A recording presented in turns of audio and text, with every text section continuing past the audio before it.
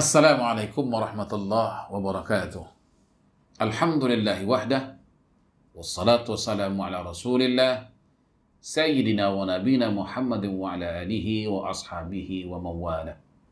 Wa qala Allah ta'ala fi kitabihil aziz, a'udhu billahi minasyaitanir rajim, wadhkurullaha katsiran la'allakum tuflihun.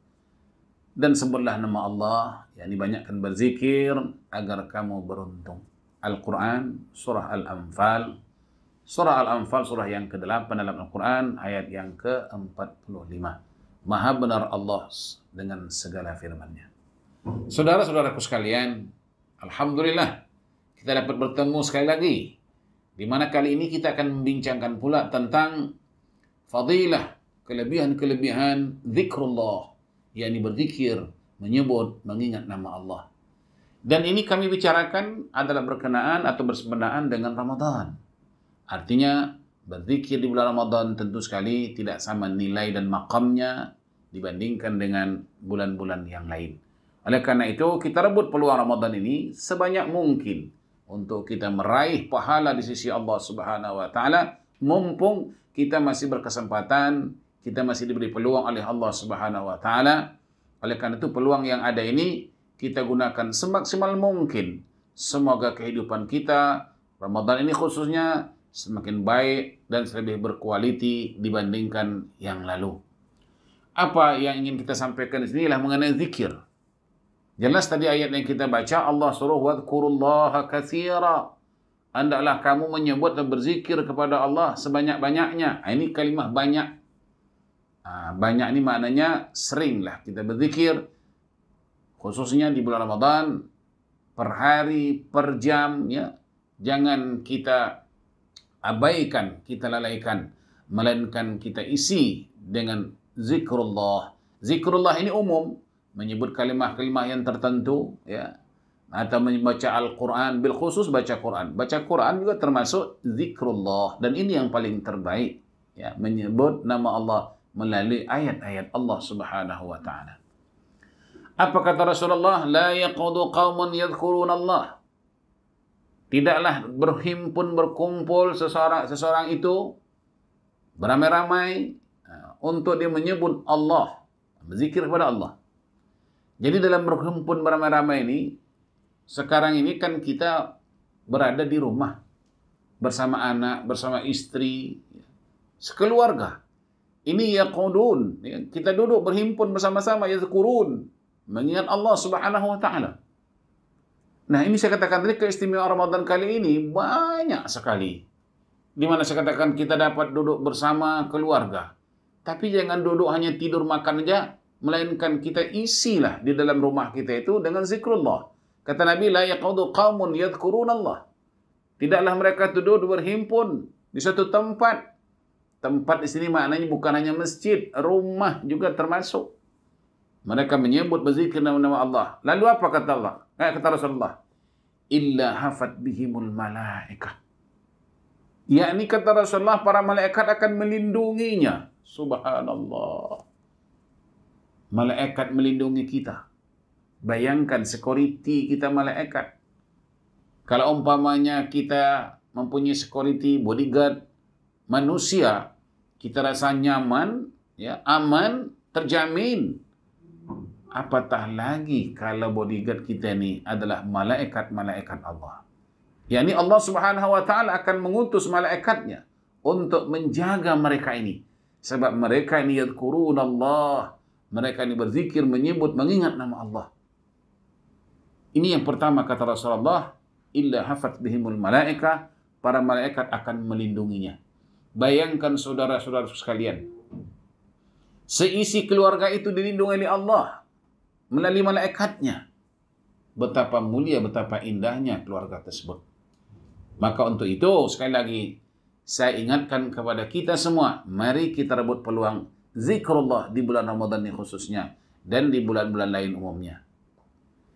Kemudian tidak sampai di situ, malah kata Rasulullah, Pak, wa ghasyathumur rahmah. Ini yang kedua. Yakni Allah Subhanahu wa Ta'ala akan menyelimuti mereka dengan kasih sayangnya. Subhanallah. Ibaratkan sang ibu menyelimuti anaknya dengan kain tebal. Ya.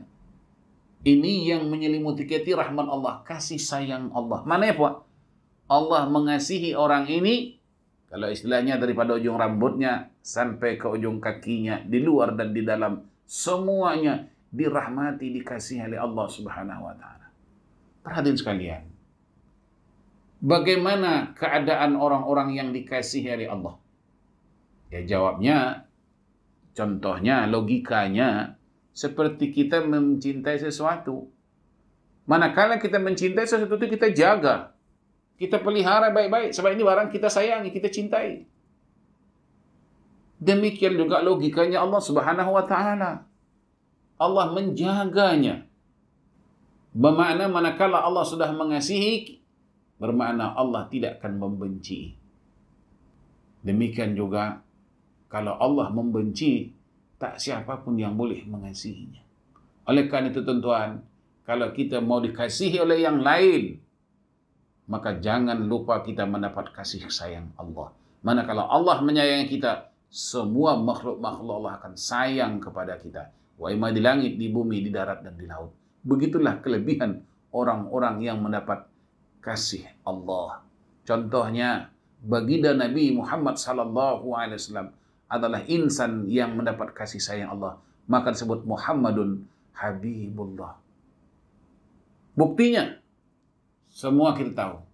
Satu ketika, rumah tempat tinggal Nabi sudah dikelilingi oleh pihak-pihak musuh yang waktu itu mereka mau menghabisi nyawa Nabi. Perhatian sekalian, kalau akal mengatakan memang tidak ada siapapun yang mengakui bahwa Nabi Muhammad boleh selamat pada malam itu. Tetapi kenyataannya, Rasulullah SAW diselamatkan oleh Allah, dijaga oleh Allah. Ini contoh, contoh tuan-tuan. Orang-orang yang dikasihi oleh Allah itu, demikian penjagaan Allah. Siapapun yang nak mencelakakannya, tetap tidak akan celaka. Itu kelebihan orang yang dikasihi oleh Allah. Maka sekali lagi, mari kita dapatkan kasih sayang Allah dengan kita memperbanyakkan zikrullah, berzikir kepadanya. Kemudian tidak sampai di situ, ada lagi namanya wa anzalat alaihimus sakinah. Apa dia? Ketenangan akan diturunkan ke atasnya, atas orang-orang berzikir ini. Perhatian sekalian, manakala kita bicara masalah ketenangan, itulah sekarang yang susah kita dapat. Makan ada, insya Allah. Soal duit ada, insya Allah. Simpanan ada, insya Allah. Anak ada, alhamdulillah. Istri, alhamdulillah. Tapi apa sebab kita ni gelisah? Tinggal di rumah kadang-kadang tak betah. Punya duit tapi rasa hidup miskin. Punya anak rasa tak guna. Dan seterusnya sebagainya. Ini contoh-contoh orang tidak dapat ketenangan. Ya, tidak dapat ketenangan. Bermakna ketenangan itu ada sesuatu yang mahal nilainya. Yang saya katakan tadi, itu yang susah kita dapat hari ini. Ya. Kadang-kadang nak tidur pun tak tenang, bangun tidur pun tak tenang, berjalan pun tak tenang, duduk pun tak tenang. Tidak ada ketenangan. Oleh karena itu, untuk nak mendapatkan ketenangan itu, hendaklah berzikir kepada Allah Subhanahu wa Ta'ala. Seperti yang disebutkan oleh Nabi tadi, wa anzalat alaihimus sakinah, yakni ketenangan akan diturunkan ke atas mereka. Alladzina amanu wa tatma'innu qulubuhum bidzikrillah. Mereka akan tenang, jiwa mereka aman, perasaan mereka bahagia dengan dia menyebut Allah Subhanahu wa Ta'ala. Itu yang ketiga. Belum lagi habis, ada lagi yang keempat. Kata Nabi, wa dzakarahumullahu fi man 'indah. Yani Allah akan menyebut mereka di hadapan makhluknya yang ada di sisinya. Perhatian sekalian, ini contoh. Kalau nama kita disebut oleh orang besar, katalah presiden, menteri, di mana-mana menyebut nama kita. Katalah seorang presiden menyebut nama kita di dalam dewan yang terhormat. Yang disebut nama kita, yang menyebutnya pula orang besar. Itu menunjukkan apa? Menunjukkan kehebatan orang tersebut. Sehingga ia menjadi buah mulut pembesar. menjadi buah mulut presiden, menteri dan sebagainya. Kalau itu kita rasa hebat, dan memangnya hebat ya, hebat. Tetapi bayangkan saudara-saudaraku sekalian, yang mana menyebut namanya Allah di depan makhluk yang mulia, maknanya di depan malaikat-malaikatnya. Allah menyebut nama-nama orang tersebut di hadapan malaikat-malaikat Allah. Bayangkan contoh sekali lagi tuan-tuan. Kalau tadi anak kita, istri kita, suami, anak beranak, nama kita disebut oleh Allah di hadapan malaikat. Subhanallah. Subhanallah. Betapa indahnya, betapa mulianya keluarga tersebut. Nah, inilah peluang untuk kita mendapatkan apa yang disebutkan Nabi SAW tadi. Saudara-saudaraku sekalian, saya ingin membuat satu kisah ya. Kisahnya demikian ya. Yakni ada seseorang yang lumpuh ya. Laki-laki yang lumpuh ini kaki tangannya lumpuh. Tak boleh bergerak. Matanya buta. Kemudian badannya katanya penuh dengan penyakit kusta. Penyakit kusta mana penyakit yang berbahaya. Kusta ini juga termasuk penyakit yang namanya balak. Jadi orang lelaki ini terkena. Kalau tadi kaki tangannya lumpuh, matanya buta, badannya semua terkena penyakit kusta, ya. Rambutnya rontok katanya sehingga kepalanya botak. Gugur rambut itu. Bermakna benar-benar penyakit yang dideritanya, penyakit yang luar biasa. Tetapi lelaki berkenaan tetap dia berzikir kepada Allah. Berzikir dan bersyukur kepada Allah Subhanahu wa taala. Apa zikirnya? Ini dia zikir yang dibaca atau disebut oleh yang si lumpuh ini. Dia berkata, Alhamdulillahilladzi afani mimma ubtuliya bihi katsira mimman khalaq wa faddalani tafdila. Saya ulangi, inilah zikir yang dibacanya. Alhamdulillahilladzi afani mimma ubtuliyat bihi katsira mimman khalaq wa faddalani tafdila. Apa artinya ini? Yakni segala puji dan syukur bagimu ya Allah yang telah memberikan kesehatan kepadaku sebagaimana telah diuji dengan perkara ini, yakni penyakit ini, dan engkau telah mengutamakan aku atas orang lain. Perhatian sekalian, aneh ya? Kalau tengok makna doa ini aneh. Di antara aneh itu apa? Engkau telah mengutamakan aku atas orang lain. Tak taunya dia berpenyakit. Apa kelebihan di orang lain? Kalau mata kasar kita melihat engkau adalah lebih parah daripada orang yang parah, kira begitu. Tapi dia enggak berkata demikian. Aku telah engkau lebihkan, engkau utamakan daripada orang lain. Camkan saudara sekalian. Ketika dia sedang berdoa itu tadi, kebetulan ada seseorang lewat di hadapan dia. Dan orang yang lewat di hadapan dia mendengar bacaan doa tersebut, dan orang itu paham arti ayat yang dibacanya. Lalu orang tersebut bertanya kepada dia. Apa pertanyaan orang ini? Dengan apa Allah telah memberikan kamu kesehatan? Apa kamu yang sehat? Kira begitu ya. Sedangkan kamu saja buta. Engkau saja berpenyakit kusta. Engkau saja lumpuh kaki dan tanganmu. Demikian juga rambutmu rontok. Kepalamu botak. Apa sih kelebihanmu yang kamu katakan itu? Nah, ini tuan-tuan. Lalu apa dijawab oleh si sakit yang selumpuh ini? Nah, ini jawabannya tuan-tuan. Dia kata, "Waihaka ya rajulun. Ja'ala li lisanan dhakira wa qalban syakira wa badanan 'alal bala'i sabira. Ini jawapan lelaki yang lumpuh ini. Saya ulangi jawabannya.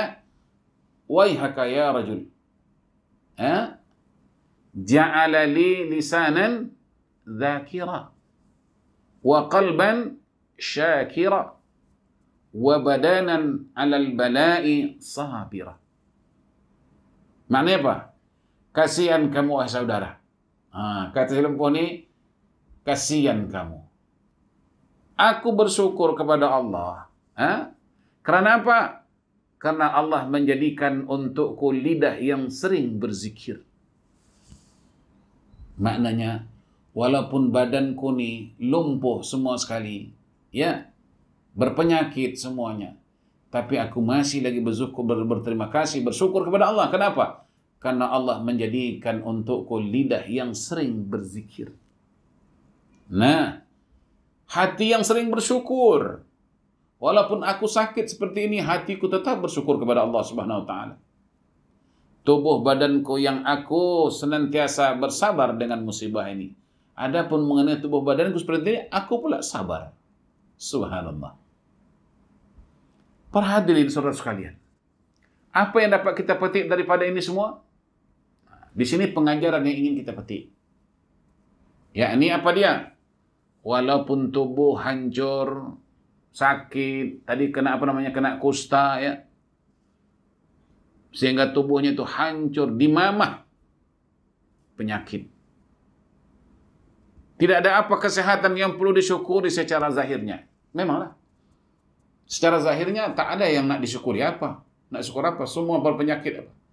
Tadi saya katakan daripada kepala ujung rambut sampai ujung kaki, semuanya dimamah penyakit. Maka pada zahirnya tidak ada sesuatu yang perlu disyukuri. Zahirnya, ya. Tetapi manusia biasanya lupa. Ya, lupa. Lupa apa? Kesehatan yang sebenarnya, ya. Kesehatan yang sebenarnya adalah kesehatan hati. Yaitu hati yang redha. Hati yang senantiasa ingatkan Allah. Serta tahan bersabar dengan segala macam ujian. Inilah kesehatan yang sebenarnya, tuan-tuan. Kadang-kadang banyak kita tengok di luar sana sehat, segar, bugar. Maaf ya, maaf. Tapi puasa pun tidak. Sakit? Enggak. Badan kuat. Umur muda. Tak ada satu pun penyakit. Tapi tak tahan dia dengan berpuasa itu. Sekarang siapa yang sakit? Siapa yang sehat? Apa maksud sakit? Apa maksud sehat? Oleh karena itu, si hamba Allah ini berkata, memang pada zahirnya tak ada satu pun yang perlu aku bersyukur kepada Allah kalau tengok badan. Tapi bagaimanapun hatiku tetap berzikir kepada Allah. Justru daripada itu para sekalian, ya, kesehatan yang sebenarnya adalah kesehatan hati. Yang dimaksudkan kesehatan hati, yakni hatinya itu senantiasa redha, yang senantiasa ingatkan Allah, serta bersabar dengan segala macam ujian. Kerana kesabaran dan kesyukuran, ingat tuan-tuan, kesabaran dan kesyukuran akan diberikan ganjaran yang cukup besar di hari akhirat kelak. Kesabaran, kesyukuran. Apa kata Allah? Innama yuwaffas sabiruna ajrahum bighairi hisab. Sesungguhnya ganjaran pahala yang paling besar di sisi Allah ialah ganjaran pahala bagi mereka yang bersabar. Innama yuwaffas sabiruna ajrahum bighairi hisab. Sesungguhnya pahala sabar itu adalah sangat besar, disebut bighairi hisab, tidak terhitung. Nah, jadi sekarang tuan-tuan, kesabaran. Demikian juga yang namanya penyakit itu tidak hanya seperti tadi lumpuh tangan, badan, ya, kaki tangan lumpuh, bukan itu hanya penyakit. Demikian juga bukan penyakit ini hanya dalam bentuk COVID-19, banyak jenis penyakit. Yang bermacam orang barangkali, bermacam penyakit yang rasanya. Tapi ingat, dengan kisah yang kita sampaikan ini, ya, hati kita tetap reda, tetap ingat kepada Allah. Demikian juga pesanku kepada saudara-saudaraku yang berada di hospital sana, sambil Anda duduk di hospital, ya katalah Anda tidak boleh bergerak, menggerakkan kaki tangan, tapi lidah dan hati masih boleh bergerak. Sambil terbaring, tingkatkan zikir kepada Allah, mohon kepada Allah Subhanahu wa taala melalui doa la ilaha illa anta subhanaka inni kuntu minadh dhalimin. Banyak doa-doa yang harus kita baca, yang boleh kita baca. Kita mohon kepada Allah. Hatta kalaupun tidak bisa kita mengucapkan dengan menggunakan bahasa Arab sekalipun, dengan bahasa sendiri, ya, memohon kepada Allah dengan kata-kata sendiri, luahan rintihan hati sendiri. Kemudian sampai itu reda, ya, reda menerima penyakit yang ada itu. Jelasnya penyakit itu bukan kehendak sesiapa. Takkan kita mau sakit, takkan kita mau tinggal di hospital itu. Tetapi ini kenyataan yang harus kita hadapi. Jadi apa yang harus kita lakukan? Lain tidak, redalah kita dengan apa yang kita derita tersebut. Ingatkan Allah. Sebagaimana tadi saya ulangi lagi, kesabaran dan bersyukur itu akan diberi ganjaran yang cukup besar di sisi Allah Subhanahu wa taala. Saudara-saudaraku sekalian, kelebihan hidup ini ya, bukan hanya kesehatan tubuh badan. Walaupun tubuh badan dalam keadaan merana, menderita, ya, tapi lidah masih bisa berzikir. Kenapa? Karena hati tidak sakit. Ya. Karena hati tidak sakit. Oleh karena itu, biarlah sakit badan, asalkan jangan sakit hati. Sakit hati ini kadang-kadang tentuan bukan sakit karena dia kena serangan sakit hati, berpenyakit hatinya dan sebagainya. Penyakit hati ini kadang-kadang inilah yang paling susah, ya. Penyakit hati itu bukan penyakit kronik, itu namanya. Ada penyakit yang luar biasa namanya hasad, dengki, riya, sombong. Ini penyakit yang paling besar. Ya, innallaha la yuhibbul mustakbirin. Allah sungguh benci kepada orang yang punya penyakit sombong. Al-hasadu ya'kul hasanat. Penyakit-penyakit dengki itu, ya, itu lebih berbahaya daripada penyakit kita sebut tadi, daripada penyakit penyakit lepra ke apa namanya itu, ya. Penyakit ini lebih berbahaya. Oleh karena itu tuan-tuan, untuk nak mengobatkan penyakit-penyakit yang tadi, penyakit namanya mazmuah, dalam hadis Nabi disebut mazmuah, penyakit-penyakit yang tercela. Ini juga bagaimana cara obatnya? Obatnya juga berzikir kepada Allah Subhanahu wa taala, beristighfar kepada Allah dengan istighfar yang sebenar-benarnya, kemudian bertaubat kepada Allah dengan taubat yang sebenar-benarnya. Dengan demikian insyaallah ya, dengan adanya amalan-amalan kita seperti demikian akan menambahkan lagi kebaikan kita di sisi Allah Subhanahu wa taala, sekalipun badan sakit tadinya, tubuh kita lumpuh dan sebagainya, namun hati kita tetap boleh ingat kepada Allah, redha kepada Allah, sabar menerima ujian Allah. Dengan demikian kita akan mendapat ganjaran yang lebih baik, yang lebih besar di sisinya. Amin ya rabbal alamin. Demikian pertemuan kita kali ini. Mudah-mudahan ada manfaatnya untuk kita bersama dalam rangka kita membenahi kehidupan kita di dunia ini, dan kita akan berjaya nanti di akhirat. Amin. Assalamualaikum warahmatullahi wabarakatuh.